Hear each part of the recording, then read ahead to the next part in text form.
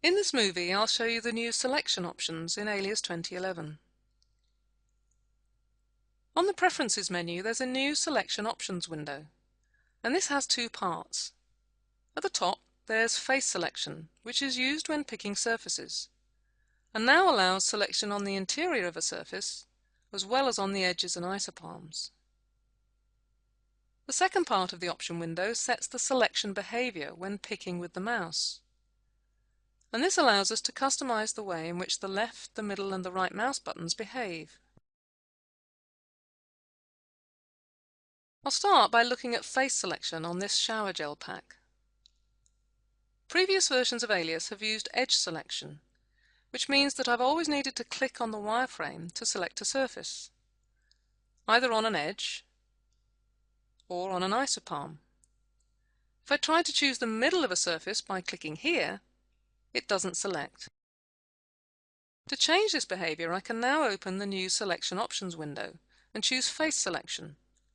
There's two modes, Closest and Select Through, and I'll start with the closest setting. Now, clicking in the middle of the surface will select it. What I like about this is that it makes me less dependent on viewing isopalms and patch precision lines, so I can work with a less cluttered view. So now I can click anywhere in the middle of this face to select the surface really quickly. So how does it work when I've got more surfaces visible? Well, I'll start in wireframe. And when I pick on this face, I only select that front label surface. And that's how the closest option works. I think of a hidden line view, so I'm only wanting to pick the surfaces closest to the camera. And if I want to pick a surface at the rear, I'll tumble the model around. If I go back to wireframe, that's how I think of the Select Through mode. Because now, when I pick on this face, I can choose between the front label or the back label, so the selection treats the model as see-through. The new face selection and the old edge selection techniques coexist and are controlled by where I click. So if I put my cursor here on an edge, it switches to edge selection and gives me the pick chooser, ignoring any face that may be in front of or behind the edges. And if I'm clicking here, I'm clearly intending to pick a face, so I get face selection. And back over here, I'm now clearly intending to choose one of these edges, and it's smart enough to know the difference, so I get edge selection. If I now want to use the face selection in shaded mode, it works in exactly the same way. And with the Select Through option, I even get a good preview of the hidden surfaces. The only tricky interaction comes when I accidentally click where an edge is hidden behind the face, and I might be surprised by the pick chooser popping up. So I've found that using the X-ray settings to have a faint view of the model behind the shading works really well, as I'm better able to predict what I'm going to be selecting. Edges here, or faces here.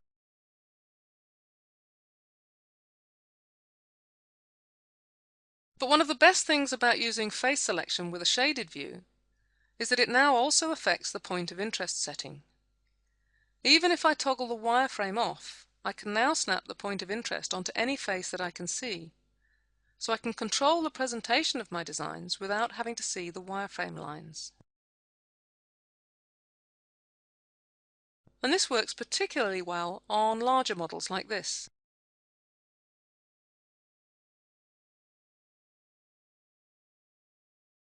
Being able to control the tumbling without showing the wireframe makes it much easier to focus on the design during a presentation or a review, without being distracted by the patch layout.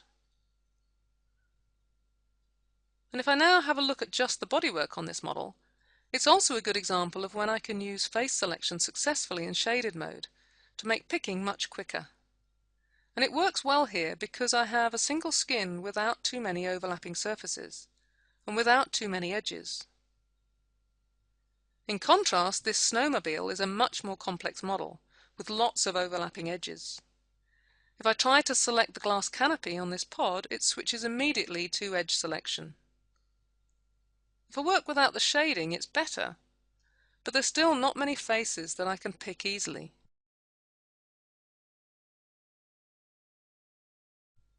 So what I've found really useful is to put the selection option settings onto a marking menu or a shelf, once for each setting, so that I can quickly change to, say, edge selection, depending on the type of model that I'm working on.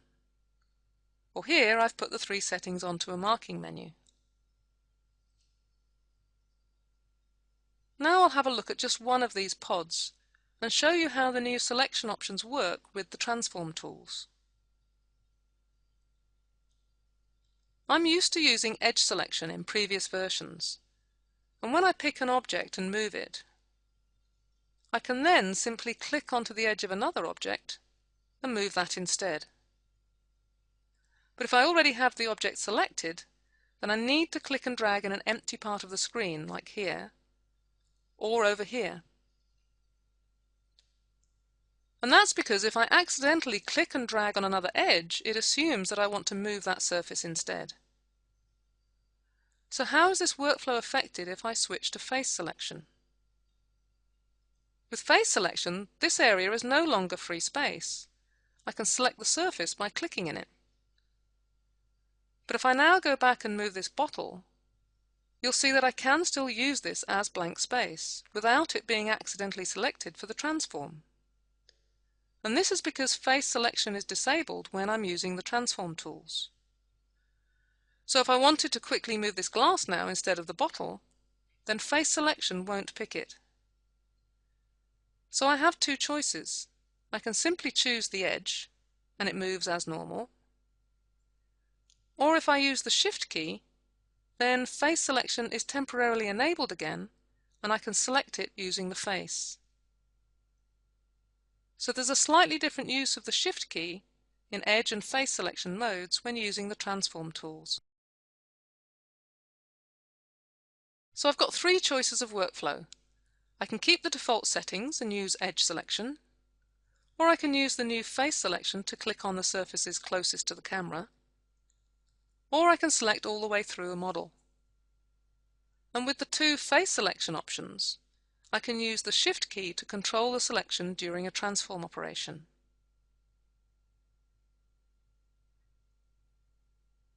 Now I want to look at how we can customize the mouse buttons using the second part of the selection options window.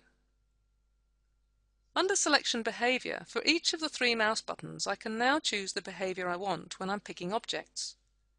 I've got the original settings of Toggle, Pick and Unpick, and a new setting called Add. I'll start with the old settings that you'll know from previous versions, and just clarify how these settings relate to the mouse behavior that you're used to. I'll use this speaker model as an example, and work on the layout for the holes around the edge.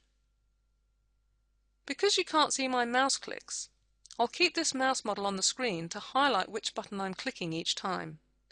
And I'll start with the left one, which behaves as a toggle. I can pick a group of objects, and then pick again to add to that selection. When I choose both picked and unpicked objects, they toggle. The selected ones are deselected, and the unselected ones are selected. It means I have to be quite precise with my selection, which can slow me down. Some people use the left mouse button only, and it can be used to do everything you need, but the other functions can speed up your workflow considerably. The middle mouse button was set to pick, or pick only. When I choose objects, all the previous selections are forgotten, and only the ones I've picked are selected. It eliminates the need to use a pick nothing command between selections. The right mouse button only unpicks objects. So here it will only deselect, and won't select any new objects. The new option, Add, works similarly, but it adds only.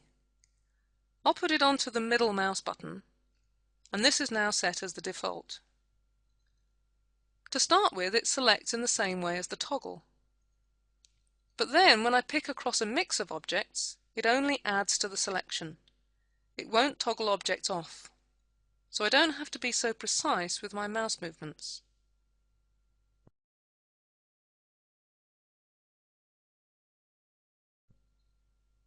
This is particularly useful when I'm working with CVs. This model of a hand is a good example as it has lots of CVs in quite a complex layout. I'll start with toggle and try to pick the CVs on the index finger. At the beginning it's easy to pick them, but the toggle function means that every time I try to add CVs to the selection I lose some. And I have to get more and more precise, eventually selecting them one by one. If I now switch to the add function, it's much easier, as I can just keep adding to my selection without toggling any CVs off. So I can quickly drag extra boxes to catch the remaining CVs, without worrying about unselecting any. So it makes it much easier to pick all the CVs for this index finger.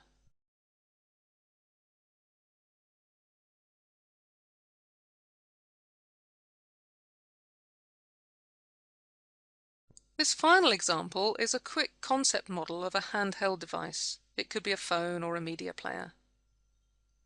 To model the soft shape at the back, I'll typically sculpt a simple plane surface and just move the edge CVs upwards and then trim it to the shape that I want. This would be the kind of surface I would start with, and I'll use the normal toggle setting with the Pick Hull tool. But look what happens when I use toggle to select the perimeter CVs on this surface. The CVs on the corners get deselected. If I now switch to using the new add function, I can use Pick Hull much more efficiently, as it no longer toggles off the corner CVs. So it's easier to move those edges upwards and then trim them off to create the sculpted shape.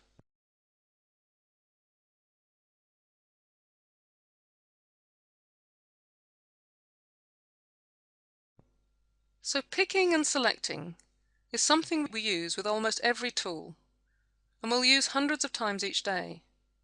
So even a small change in picking can mean a significant improvement to our overall efficiency. When you first open Alias 2011, the mouse keys will be set up with the new Add function. But I would encourage you to experiment with all the new selection options, and to use the shelves or marking menus to be able to switch quickly between them, until you find the best combination for your workflow.